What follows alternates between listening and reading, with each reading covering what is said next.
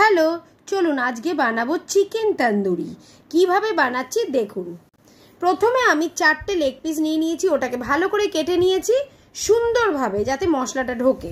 এবারে এর মধ্যে আমি নুন দিচ্ছি, সুন্দরভাবে নুন দিয়ে ম্যারিনেট করব, ঠিক আছে। এরপরে আমি দিচ্ছি আদা রসুনের পেস্ট। কম হলে না, একটু পরিমাণ মতো দেবেন যাতে ভালো হয় আদা রসুনের পেস্টটা। আর দিচ্ছি আমি লেবুর রস, পাতি লেবুর রস, যাতে এর গন্ধটাও ঠিক মতো আসে, ঠিক আছে। এরবারে আমি এর মধ্যে দেব, ভালো করে চিপে নিচ্ছি, দেখুন চিপে নিয়ে ভালো করে ওটাকে নাড়িয়ে নাড়িয়ে পুরো ম্যারিনেট করব। এইবারে সুন্দর করে দেখুন একদম জানে ভেতরে ঢোকে, ওই যে পিসগুলো আমি কেটেছি, যেগুলো যেমনি যেমনি কেটেছি ওই কাটার ভেতরে যেন মশলাগুলো ঢোকে, আদা রসুনের পেস্ট, তারপরে আপনার লেবু, নুন সব যেন ভালোভাবে ঢোকে। এটা আমি ভালো করে সুন্দরভাবে আমি মিলিয়ে মিলিয়ে নিলাম, ঠিক আছে, রেখে দিলাম। এবারে আমি একটা পাত্রের মধ্যে আমি দিলাম দই, পরিমাণ মতো নুন, হলুদ, দেখুন পরিমাণ মতো হলুদ, পরিমাণ মতো লঙ্কার গুঁড়ো, লাল লঙ্কার গুঁড়ো, আর জিরে, ধনে, আর এই যে তন্দুরি মশলা, ঠিক আছে। তন্দুরি মশলাটা পরিমাণ মতো নেবেন, কমও না বেশিও না, যাতে ভালো। আর লাল কালার, ঠিক আছে। এই লাল কালারটা দিয়ে এবার ভালোভাবে আমি মিক্স করবো। আর হ্যাঁ, এর মধ্যে একটু সর্ষের তেল মেশাবেন, তাহলে গন্ধটাও সুন্দর আসে। এবার আমি এটাকে ভালো করে নাড়বো, সুন্দরভাবে নেড়ে নেড়ে নেড়ে ভালো করে, যাতে পুরোটা ভালোভাবে মিক্সড হয়, ঠিক আছে। সুন্দরভাবে দেখুন নাড়ছি। হ্যাঁ, এবারে আমার জিনিসটা সুন্দরভাবে নাড়া হয়ে গেছে।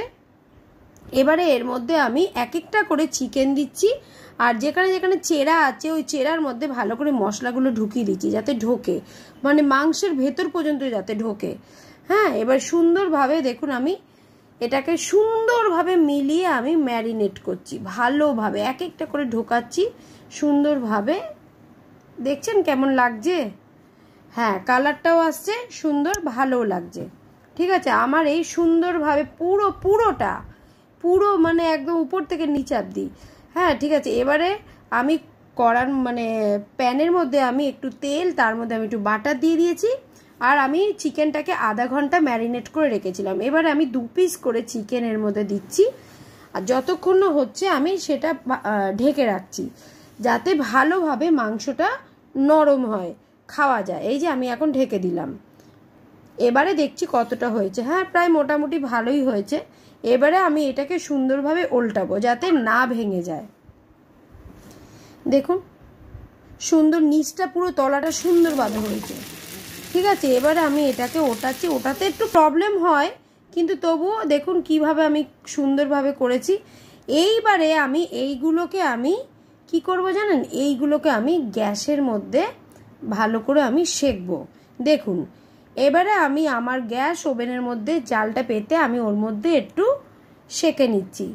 এর যে একটা স্মোকি টাইপের একটা ফ্লেভারটা, এত সুন্দর গন্ধ হয়েছে, দারুণ লাগছে খেতে, খুব টেস্ট হয়েছে, সব কিছু পরিমাণ মতো হয়েছে, দারুণ টেস্ট লাগছে। দেখুন কত সুন্দরভাবে এপিট ওপিট করবেন যাতে জিনিসটা না জ্বলে, কিন্তু যাতে সুন্দরভাবে হয়।